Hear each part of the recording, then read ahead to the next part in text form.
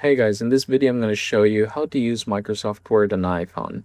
Now, the first thing that I want you to do is head over to the App Store and download the Microsoft Word right here. You can then go ahead and start opening it. Now, if this is the first time that you are using Microsoft, this part right here or this part of home should be empty. Now you can go ahead and tap on the second one, create, and you should be able to see here different kinds of reports that you can use.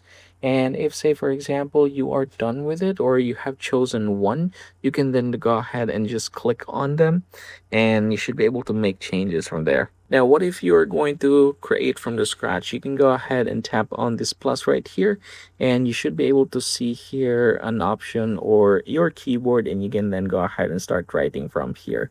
Now, once you're done, go ahead and click on this one right here. Now, you have different options. Save yourself a copy, send, export, print, rename this one, and basically different things.